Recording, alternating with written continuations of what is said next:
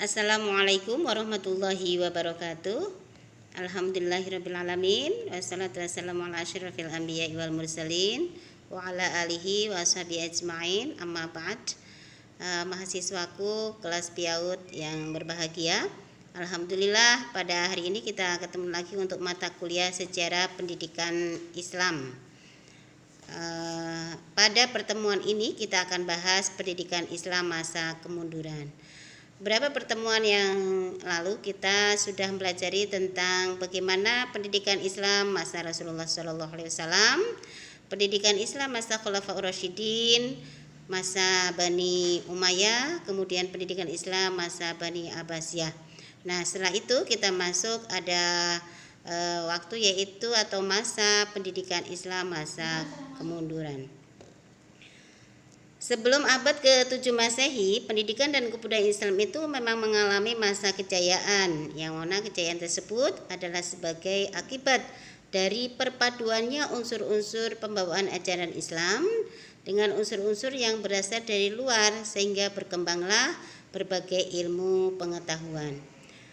Akan tetapi pada abad ke-8 Masehi, pendidikan dan kebudayaan Islam tersebut mengalami kemunduran. Hal ini terjadi karena bangsa-bangsa Eropa menyebarkan budaya umat Islam ke barat, dan bersamaan waktunya dengan datangnya bangsa timur untuk menghancurkan dan memusnahkannya. Peristiwa mundurnya kaum muslimin dari Spanyol dan keruntuhan Baghdad dengan segala akibatnya adalah merupakan masa semakin memudarnya kebudayaan Islam. Nah, itu sebagai pendahuluannya. Gejala kemunduran pendidikan Islam itu mulai tampak setelah abad ke-13 yang ditandai dengan terus melemahnya pemikiran Islam sampai pada abad ke-18 Masehi. Secara kualitas memang pendidikan Islam menunjukkan perkembangan yang baik. Madrasah telah diperkenalkan dan didirikan di beberapa wilayah, memacu semakin berkembangnya lembaga-lembaga pendidikan. Penguasaan dinasti Ayyubiyah, Mamluk, Utsmani dan sebagainya terus memperbanyak bangunan madrasah-madrasah. Jadi secara kuantitas madrasah-madrasah itu semakin banyak dengan banyaknya atau meluasnya negara-negara Islam atau ekspansi ke daerah-daerah lain. Kontrol negara yang kuat terhadap sistem madrasah membuat masyarakat Islam mengarahkan kegiatan pendidikan formal di madrasah-madrasah. Bahkan dari segi pengorganisasian, sistem madrasah mencapai puncak perkembangannya pada masa kerajaan Utsmani, di mana sistem tersebut dilembagakan secara sistematis, dipelihara dan ditunjang oleh pejabat yang bernama Syekhul Islam atau sebutannya ya, dengan kecakapan dan efisiensi administrasi yang tinggi. Pada umumnya orang memandang madrasah menjadi sebagai penyebab kemacetan pemikiran Islam, namun sebenarnya tidak demikian. Tetapi madrasah dan kurikulumnya itu yang terbatas hanyalah sebuah gejala, bukan sebab sebenarnya dari kemunduran Islam. Jadi apa sebenarnya dari sebab-sebab kemunduran Islam itu? Di antaranya adalah kemacetan pemikiran dan kemunduran umat Islam itu dari lenyapnya metode berpikir rasional yang pernah dikembangkan oleh Mu'tazilah.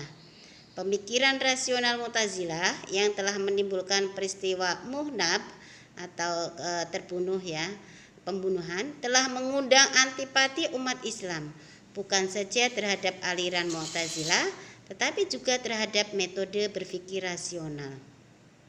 Sejak itu masyarakat tidak mau mendalami ilmu-ilmu sains dan filosofis. Pemikiran logis dan ilmiah tidak lagi menjadi budaya berpikir masyarakat muslim sampai akhirnya pola berpikir mereka didominasi oleh tahayul. Antipati terhadap Mu'tazilah menyebabkan pengawasan yang ketat terhadap kurikulum. Adanya paham Mu'tazilah mengangkat posisi kaum konservatif menjadi kuat. Jadi kurikulumnya itu sangat memperhatikan supaya tidak ada pemikiran-pemikiran Mu'tazilah yang masuk dalam kurikulum tersebut. Kondisi demikian diperburuk lagi oleh jatuhnya kerajaan Abbasiyah, oleh serangan orang-orang Tartar dan Mongol. pada masa pertengahan abad ke-13 Masehi. Ketika kota Baghdad sebagai pusat ilmu dan kebudayaan hancur sama sekali. Sekitar 800.000 penduduk kota Baghdad dibunuh. Perpustakaan dihancurkan, ribuan rumah penduduk diratakan. Di peristiwa tersebut, umat Islam kehilangan lembaga-lembaga pendidikan dan buku-buku ilmu pengetahuan yang sangat berharga nilainya bagi pendidikan Islam. Musnahnya buku-buku mempengaruhi perkembangan intelektualisme Islam. Berbagai literatur, ilmu sains dan filsafat telah lenyap. Sedangkan di kalangan masyarakat yang bebas dari bencana kaum Mongol, tidak ada yang menguasai berbagai bidang sains dan filsafat. Inilah salah satunya yang mempersulit umat Islam untuk mengembalikan kekayaan intelektual. Ya, ada dua pola yang saling berlomba dalam sejarah ini, yaitu dalam sepanjang sejarahnya sejak awal dalam pemikiran terlibat dua pola yang saling berlomba mengembangkan diri dan mempunyai pengaruh besar dalam pengembangan pola pendidikan umat Islam. Dari pemikiran yang bersifat tradisional yang selalu mendasarkan diri pada wahyu, yang kemudian berkembang menjadi pola pemikiran sufistik dan mengembangkan pola pendidikan sufi. Pola pemikiran ini sangat memperhatikan aspek-aspek batiniah dan akhlak atau budi pekerti manusia. Sedangkan yang kedua yaitu pola pemikiran yang rasional yang mementingkan akal pikiran, menimbulkan pola pendidikan empiris rasional. Pola pendidikan bentuk kedua ini sangat memperhatikan pendidikan intelektual dan penguasaan material. Pada masa jayanya pendidikan Islam, kedua pola pendidikan tersebut tidak bermasalah. Ini menghiasi dunia Islam yang berpadu dan saling melengkapi. Akan tetapi ketika pola pemikiran rasional diambil alih oleh Eropa dan dunia Islam pun meninggalkan pola berpikir tersebut, sehingga tinggal pola pemikiran sufistik yang sifatnya memang sangat memperhatikan kehidupan batin yang akhirnya mengabaikan dunia material. Dari aspek inilah dikatakan bahwa pendidikan dan kebudayaan Islam mengalami kemunduran. Untuk menjelaskan faktor penyebab kemunduran umat Islam secara eksternal, kita rujuk paparan Al-Hasan. Faktor-faktor tersebut adalah: 1. Faktor ekologi dan alami, yaitu kondisi tanah di mana negara-negara Islam berada kegersangan atau semi gersang. Kondisi ini juga rentang dari sisi pertahanan diri serangan luar. Demikian pula pada tahun 1347 sampai 1349 terjadi wabah penyakit yang mematikan di Mesir, Syria dan Irak. Karena faktor ini, penduduk tidak berkonsentrasi pada suatu kawasan tertentu kepada pendidikan. Yang kedua adalah Perang Salib yang terjadi tahun 1096 sampai 1270 dan serangan Mongol dari tahun 1220 sampai 1300-an.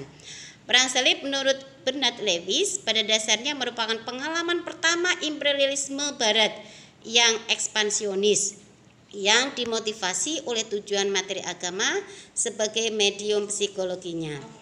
Selanjutnya adalah hilangnya perdagangan Islam internasional dan munculnya kekuatan barat. Pada tahun 1492 Granada jatuh dan secara kebetulan Columbus mulai petualangannya. Dalam mencari rute ke India, ia menempuh jalur yang melewati negara-negara Islam. Pada saat yang sama, Portugis juga mencari jalan ke timur dan melewati negara-negara Islam. Di saat itu, kekuatan umat Islam baik di laut atau di darat telah memudar. Akhirnya, pos-pos perdagangan itu dengan mudah dikuasai mereka. Meskipun Barat muncul sebagai kekuatan baru, umat Islam bukanlah peradaban yang seperti peradaban kuno yang tidak dapat bangkit lagi. Peradaban Islam terus dan bahkan berkembang secara perlahan-lahan dan bahkan dianggap sebagai ancaman Barat. Akan tetapi kolonialisme melihat bahwa kekuatan Islam yang selama itu berhasil memperhatikan berbagai kultur, etnik, ras, dan bangsa dapat dilemahkan, yaitu dengan cara adu domba dan teknik divide et impera. Sehingga konflik internal terjadi tak terhindarkan dan akibatnya negara-negara Islam terfragmentasi menjadi negara-negara kecil. Ya, selanjutnya ini adalah terkait dengan pendapat-pendapat dari para tokoh terkait dengan kehancuran atau gejala-gejala kemunduran dan kemacetan umat Islam. Kehancuran kota Baghdad. Nah, kehancuran total ini dialami oleh kota Baghdad dan Granada sebagai pusat-pusat pendidikan dan budaya Islam, ditandai dengan runtuhnya sendi-sendi pendidikan kebudayaan Islam, musnahnya lembaga-lembaga pendidikan dan semua buku ilmu pengetahuan dari kedua pusat pendidikan di barat dan di timur. Ini menyebabkan kemunduran pendidikan di seluruh dunia Islam, terutama dalam bidang intelektual dan material. Kehancuran dan kemunduran-kemunduran yang dialami oleh umat Islam, terutama dalam bidang kehidupan intelektual dan material ini, dan beralihnya secara drastis pusat-pusat kebudayaan dari dunia Islam ke Eropa, menimbulkan rasa lemah dan putus asa di kalangan masyarakat kaum muslimin, sehingga mereka mencari pegangan dan sandaran hidup yang bisa mengarahkan kehidupan mereka. Aliran pemikiran tradisionalisme dalam Islam mendapatkan tempat di hati masyarakat secara meluas. Mereka kembalikan segala sesuatunya kepada Tuhan.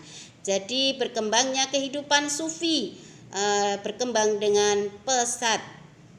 Kemudian kemunduran dan kemerosotan mutu pendidikan dan pengembangan nampak jelas sangat sedikitnya materi kurikulum dan mata pelajaran pada umumnya di madrasah-madrasah yang ada. Demikianlah diantara kemunduran-kemunduran pada masa kemunduran setelah masa Bani Abbasiyah. Kesimpulannya adalah dari beberapa pemaparan di atas dapat kami simpulkan bahwa Islam pernah mencatat pencapaian sains dan teknologi yang sangat mencengangkan. Masa keemasan ini ditandai dengan berkembangnya tradisi intelektual dan kuatnya spirit pencarian pengembangan sains. Akan tetapi pada saat ini dunia Islam mengalami kemunduran dan kemerosotan yang disebabkan oleh beberapa faktor yang secara umum bagi menjadi dua, yaitu faktor eksternal dan faktor internal. Faktor eksternal diantaranya penyebab kemunduran pendidikan Islam adalah adanya pemberontakan yang dibarengi dengan serangan dari luar. Sedangkan dari faktor internal, yaitu dikarenakan umat Islam terutama pemerintahannya sudah tidak lagi memperhatikan ilmu pengetahuan dan para ahli lebih tertarik untuk terlibat dalam urusan-urusan politik. Demikianlah untuk pembahasan terkait dengan kemunduran bagi umat Islam. Selanjutnya nanti bisa dipelajari sendiri. Terima kasih. Assalamualaikum warahmatullahi wabarakatuh.